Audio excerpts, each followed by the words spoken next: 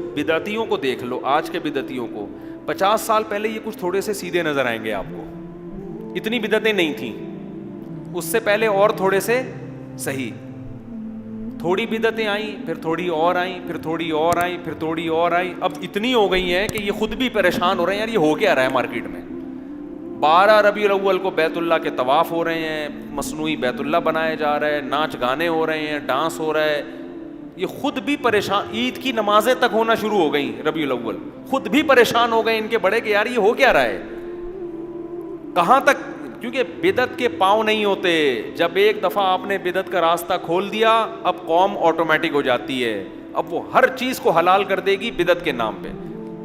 پھر کھانے پینے کے سلسلے شروع ہوئے, 11ویں کا کھانا تو 12ویں کا کھانا, پھر فلانے کا کھانا تو ڈمکانے کا کھانا, پھر محرم کا حلیم. اور بھائی ہم کہتے ہیں سیدھا سیدھا قرآن و حدیث کو فالو کرو. قرآن و حدیث میں صرف ولیمے کا کھانا ملتا ہے اور بقرعید کا کھانا ہے, اور عید کے دن کچھ میٹھا کھا لیا کرو.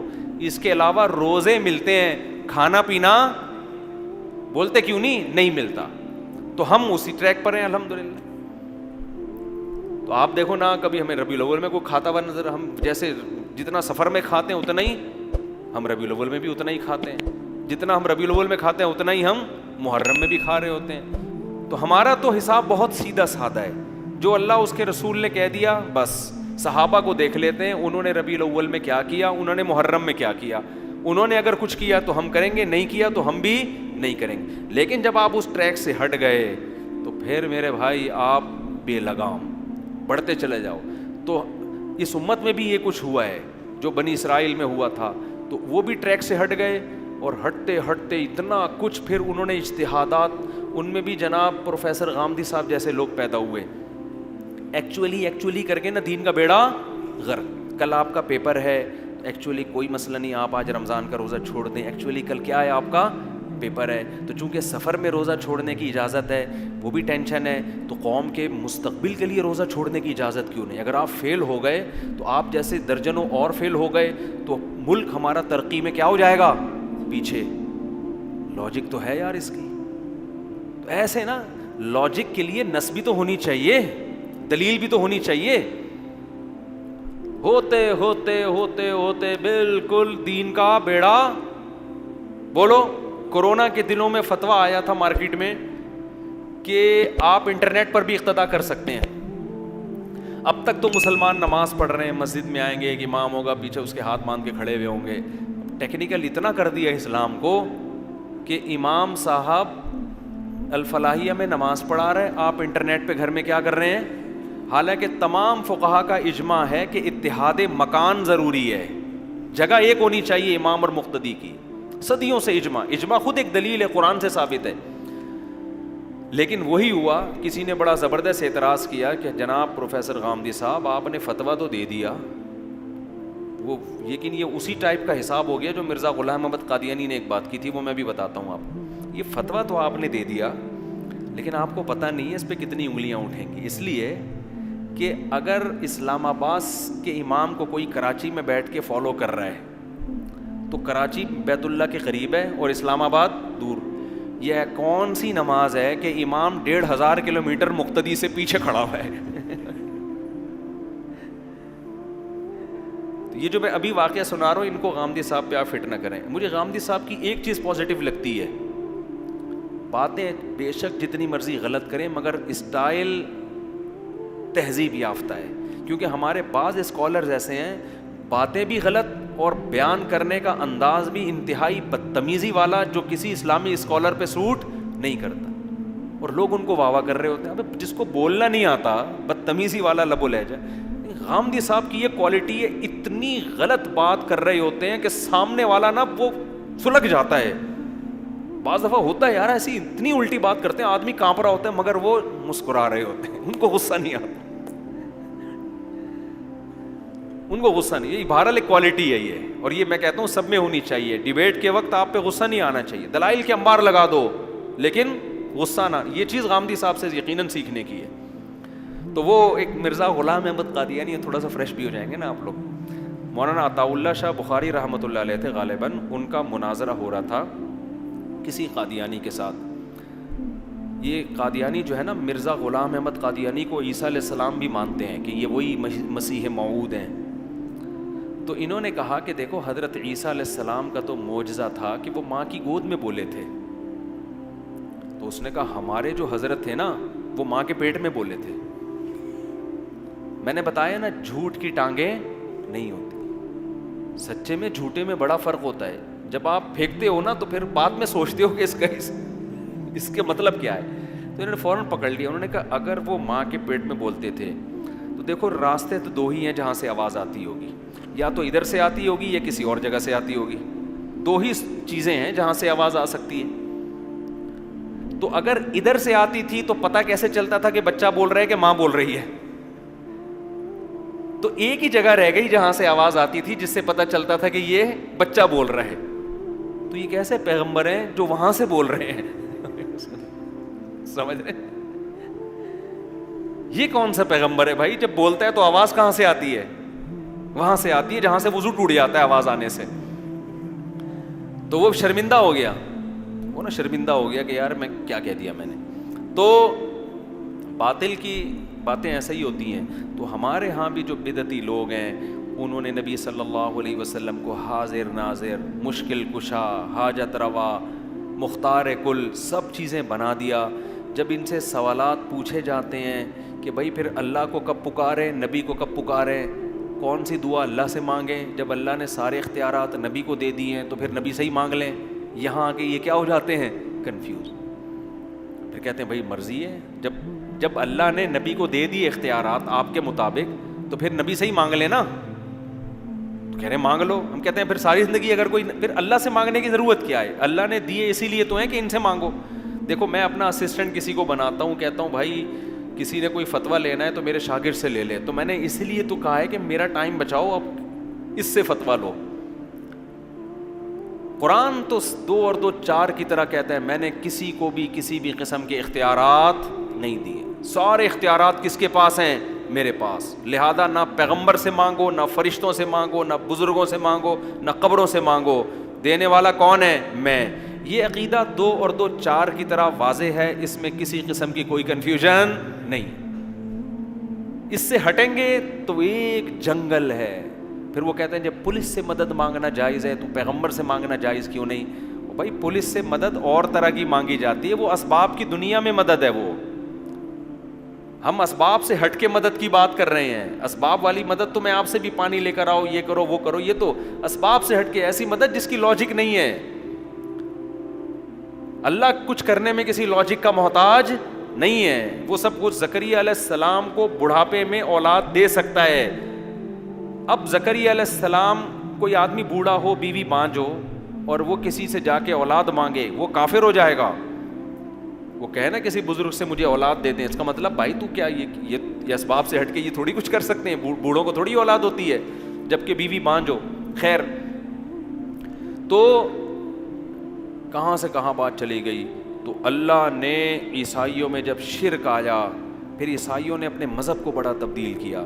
یہ جو عیسائیوں میں کزن میرج ختم ہوئی ہے, خود عیسائیوں کی تحقیق ہے, یہ بھی پادریوں کی ملاوٹ ہے مذہب میں. حضرت عیسیٰ کے دین میں کزن سے شادی کی بولو اجازت تھی. ایک انگریز عورت نے اس پہ لکھی ہے تحقیق کہ فیملی سسٹم کو ختم کرنے کے لیے نا, خاندانی نظام کو ختم کرنے کے لیے پادریوں نے یہ کرنا شروع کیا کہ دور لوگوں میں شادی کرو, قریبی رشتوں میں شادی مت کرو. کیونکہ جب آپ اپنے قریبی خاندانوں میں شادی کرتے ہیں تو آپ کی جو روایات ہیں وہ اور مضبوط ہو جاتی ہیں. تو پادری یہ چاہتے تھے کہ لوگ کس کے محتاج ہوں؟ ہم جس کو حلال کہہ دیں یہ حلال سمجھیں, ہم جس کو حرام کہہ دیں یہ حرام. اسی کو تو قرآن نے کہا اتخذوا احبارہم ورہبانہم اربابا من دون اللہ, کہ انہوں نے اپنے راہبوں کو اور اپنے عالموں کو اللہ کو چھوڑ کے خدا بنا لیا تھا. صحابہ نے پوچھا یا رسول اللہ, یہودی تو اپنے عالموں کو خدا نہیں کہتے, عیسائی تو اپنے پادریوں کو خدا نہیں کہتے, تو کیسے خدا بنا لیا؟ اس کا جواب نبی صلی اللہ علیہ وسلم نے دیا. فرمایا کیا تمہیں پتہ نہیں ہے کہ جس چیز کو انہوں نے حلال کر دیا انہوں نے حلال, جس چیز کو انہوں نے حرام کر دیا انہوں نے حرام، حالانکہ حلال حرام کرنے کا اختیار کس کے پاس ہے؟ اللہ کے پاس۔ اچھا، اس آیت کا آج ہمارے ہاں غلط استعمال بھی ہوتا ہے۔ ہمارے ہاں نا یہی آیتیں فٹ کی جاتی ہیں چاروں اماموں پر کہ دیکھو امام ابو حنیفہ جس چیز کو حلال کہتے ہیں تم بھی حلال مانتے ہو، جس کو وہ حرام کہتے ہیں تم بھی حرام، علماء جس کو حلال کہتے ہیں تم بھی، تو اس کا اختیار تم نے ان کو دے دیا تو تم نے ان کو کیا بنا لیا ہے؟ یہ آیت کی غلط تفسیر ہے۔ آیت کا مطلب یہ ہے کہ یہودیوں نے، عیسائیوں نے اپنے پادریوں کو یہ رائٹ دیا ہوا تھا کہ آپ شریعت میں چینجنگ کر سکتے ہیں، ان کا یہ نظریہ تھا، جبکہ ہمارا یہ نظریہ نہیں ہے کہ امام حنیفہ شریعت میں چینجنگ کر سکتے ہیں۔ حلال کو حلال بتانا الگ چیز ہے، حرام کو حرام بتانا یہ تو علماء کا کام ہے، وہی بتائیں گے، اور علماء عام آدمی سے زیادہ اچھا بتا سکتے ہیں۔ یہ جو لوگ کہتے ہیں نا کہ انہوں نے علماء کو خدا بنا لیا ہے، مجتہدین جس کو حلال کہہ دیں یہ حلال مان لیتے ہیں، بھائی وہ حلال بتاتے ہیں، کرتے نہیں ہیں۔ اگر امام ابو حنیفہ اللہ کے حرام کو حلال کر دیتے تو وہ امام ابو حنیفہ نہیں ہوتے، معاذ اللہ نقل کفر، وہ کافر ہوتے، اسلام سے خارج ہوتے ہماری رائے میں۔ ایک طرف آپ ان کو امام ابو حنیفہ بھی کہہ رہے ہو اور ان پہ یہودیوں والی آیتیں بھی فٹ کر رہے ہو، تو یہ سینس لیس ہونے کی دلیل ہے۔ یہ اس کی علامت ہے کہ جس کو یہ والی آیت کا مطلب سمجھ میں نہ آئے وہ باقی آیتوں کا مطلب ہمیں کیا سمجھائے گا؟ تو اس لیے ہم مجتہدین کو اپنا باپ بناتے ہیں کہ قرآن و سنت ہم ان سے سمجھیں گے، آپ سے نہیں سمجھیں گے۔ اور ظاہر ہے قرآن کہتا ہے فَاسْأَلُوا أَهْلَ الذِّكْرِ، اہل علم سے سمجھو، سمجھتے ہو؟ تو یہ آیت کا غلط استعمال بھی، دو انتہائیں ہیں نا، گمراہی دو انتہاؤں کو کہتے ہیں۔ ایک تو یہ جو یہودیوں نے کی کہ انہوں نے اپنے ائمہ کو اپنا خدا بنا لیا، ان کو رائٹ دے دیا، تبھی تو پادریوں نے اتنی تحریفات کی ہیں دین کے اندر، اتنی تحریفات کی ہیں۔ تو عیسائیوں کا عقیدہ تھا کہ پادری کر سکتا ہے، سارے پوپ مل کے چینجنگ کر سکتے ہیں، ہمارا یہ عقیدہ نہیں ہے، نہ امام حنیفہ ایسا کر سکتے ہیں نہ انہوں نے کیا ہے، اگر کیا ہے تو اسلام سے خارج ہیں۔ تو کسی عالم کو فالو کرنے میں یہ آیت فٹ نہیں کی جاتی۔ ہاں جب یہ آیت فٹ کی جائے گی جب آپ کو 100% یقین ہو کہ اس عالم سے غلطی ہوئی ہے، اس کے باوجود آپ اس عالم کو فالو کر رہے ہو، تو یقین سے کوئی دلیل لے کر آئے، تو ایسی دلیل لوگوں کے پاس نہیں ہے، وہ اپنے مطلب کی دلیل لا رہے ہوتے ہیں، مخالف والے کی دلیل کو پی رہے ہوتے ہیں۔ اور اگر کہیں ایسا ہوا ہے امت نے دیکھا کہ امام حنیفہ سے کسی مسئلے میں خطا ہوئی ہے تو پھر امت نے فالو ہی نہیں کیا اس مسئلے میں امام حنیفہ کو۔ خیر جلدی سے بات کو سمیٹ کے ختم کروں میں، تو اللہ نے جب عیسائیوں میں شرک آیا تو اللہ نے یہ سارا سلسلہ کہاں منتقل کر دیا؟ سید الانبیاء محمد صلی اللہ علیہ وسلم، اور پھر یہ خوشخبری بھی سنا دی، یہ خوشخبری سنا دی کہ چونکہ آپ آخری پیغمبر ہیں، ایسی توحید کی آپ نے دعوت دی کہ آپ نے فرمایا نبی صلی اللہ علیہ وسلم نے کہ شیطان اب اس بات سے مایوس ہو گیا ہے کہ جزیرہ عرب میں اس کی عبادت ہو۔ شرک اب دنیا میں پھیل سکے گا، اس امت میں بھی آئے گا، لیکن جزیرہ عرب میں اب شرک بولو نہیں آئے گا۔ ایسی توحید آج بھی پورے جزیرہ عرب میں آپ کو عربوں میں درجنوں خامیاں نظر آئیں گی، شرک آپ کو عربوں میں نظر، قوالیاں دیکھی آپ نے کبھی سعودی عرب میں؟ کوئی مسٹنڈا دیکھا لمبے لمبے بالا میں منہ میں پان رکھا اور پھدک رہا ہو بیٹھ کے اور شرکی اشعار پڑھ رہا ہو، کبھی دیکھا؟ عربوں پہ 10 قسم کے لوگ الزامات لگاتے ہیں، عرب یہ ہوتے ہیں، عرب وہ مجھے نہیں پتا ہوتے ہیں کہ نہیں ہوتے، لیکن شرک عربوں میں۔ اگر یہ قبر جو نبی صلی اللہ علیہ وسلم کا روضہ اطہر ہے فرض کرو پاکستان میں ہوتا، کیا محفوظ رہ سکتا تھا؟ سوال ہی پیدا نہیں ہوتا۔ شرک کا سب سے بڑا گڑھ بنا دیا ہوتا یہاں لوگوں نے، یہاں مزار پرستی ہے، یہاں قبر پرستی ہے، یہاں جن چڑیل بھوتیں بہت ہیں، یہاں پہ ہر دوسرا آدمی عامل بنا ہوا ہے۔ سعودی عرب میں کوئی روحانی علاج کی دکان کھول کے تو دکھائے، فوراً پولیس پکڑ کے اندر، وہ چیختا رہے کہ اس پہ قرآن و حدیث سے، وہ دفعہ ہو یہاں سے، بڑا آیا ٹوپی ڈرامہ۔ یہ سارے چورن روحانیت کے نام پہ یہاں بکتے ہیں۔ ایک عرب سے ایک پاکستانی خاتون آئیں، سعودی عرب میں پیدا ہوئی، وہیں رہیں، پاکستانی تھیں اصل میں، وہ یہاں آ گئیں، یہاں ان کی کسی عالم سے شادی ہو گئی، وہ کہہ رہی میرے تو عالم اچھا صحیح العقیدہ عالم تھے، وہ توحید پرست، کہہ رہے ہیں یہ ہر وقت نظر اتارتے رہتے ہیں بیٹھ کے، یہ کبھی کہتے ہیں اس نے فلاں چڑیل جادو کر دیا ہے، اس نے جن کر دیا ہے، اس نے یہ کر دیا ہے، کبھی وہاں سے تعویذ کبھی وہاں سے تعویذ، کہہ رہے ہیں یہاں کے توحید پرستوں کا یہ حال ہے۔ میں نے ان سے کہا بہن آپ سعودی عرب سے آئی ہو، یہاں پر یہی ہے ہاں کچھ لوگ بچے ہوئے ہیں، یہاں نیک لوگ بھی یہ کام کر رہے ہیں، ادھر سے تعویذ، ادھر سے فلیتا، ادھر سے پلیتا، ادھر سے ایک دھاگا یہاں ڈال دیا، ادھر سے ایک بغل میں گھسا دیا، ادھر سے کسی بزرگ کے پاس۔ ایک آدمی کہتا ہے میں شارجہ میں 15 سال رہا ہوں، ایک پٹھان دوست تھے انہوں نے مجھے بتایا، کہہ رہے نہ کوئی میں نے جن دیکھا، نہ چڑیل، نہ بھوت، نہ کوئی روحانی عامل، کہہ رہا ہے میں گاؤں جس دن آیا ہوں ہر دوسرے آدمی پہ چڑیل یا بھوت۔ سمجھتے ہو؟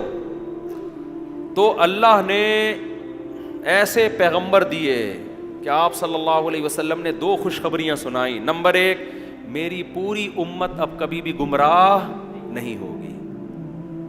عیسائیوں میں پوری امت خراب ہو گئی، نبی نے فرمایا میری امت کی ایک بڑی جماعت، لا تزال طائفۃ من امتی ظاہرین علی الحق، بہت بڑی ایک جماعت ہوگی جو حق پر غالب رہے گی، تھوڑے سے لوگ نہیں، ہول سیل کے حساب سے بزرگان دین ہر دور میں نیک لوگ موجود رہیں گے، بزرگ مارکیٹ سے شارٹ نہیں ہوں گے۔